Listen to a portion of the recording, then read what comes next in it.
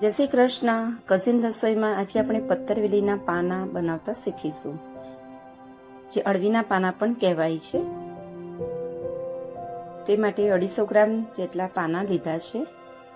તેને સારી રીતે ધોઈ કાઢવાના. પછી એની જેવી જાડી ડંડલ હોય તેને કાઢી નાખવાની ચપ્પા વડે. પછી તેને ખીરું બનાવવું પડશે ચણાના લોટનું. તે માટે જોઈશે આપણને ચણાનો લોટ, ચોખાનો લોટ અને રૂટીન મસાલા જેમ કે મીઠું, મરચું, હળદર, ધાણા જીરું, ગરમ મસાલો, ખાંડ, વરિયાળી અને તેલ. ખટાશમાં તમે આંબલી પણ નાખી શકો છો અથવા તો દહીં પણ નાખી શકો છો. હું અત્યારે દહીં લઈ રહી છું. અને સારી રીતે હલાવી અને ખાવાનો સોડા નાખવાનું ચપટીક.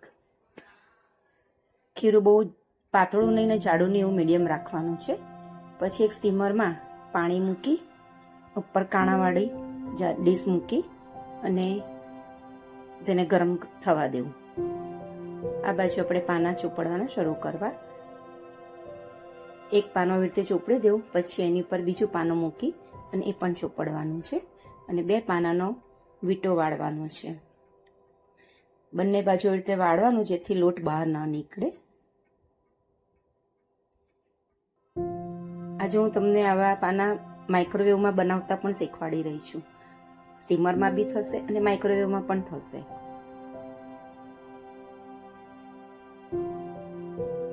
માઇક્રોવેવમાં પાના મૂકવાથી જલ્દી પણ થઈ જાય છે. માઇક્રોવેવ શેપ બાઉલમાં વીંટા મૂકી દેવા અને તેને 10 મિનિટ માટે મીડિયમ તાપ પર રાખવાના છે. 10 મિનિટ પછી તમે જોશો તો પાના તમારા આપણા તૈયાર થઈ ગયેલા છે. તેમાં ચપ્પુ નાખી અને ચેક કરી લેવું પાના બરાબર ચડ્યા છે કે નહીં. જો ન ચડ્યા હોય તો એને ફરી 2 મિનિટ માટે મૂકી દેવું. અત્યારે મારા પાના તૈયાર થયેલા છે. કલર પણ બદલાયો છે એટલે જે ચડી ગયા છે.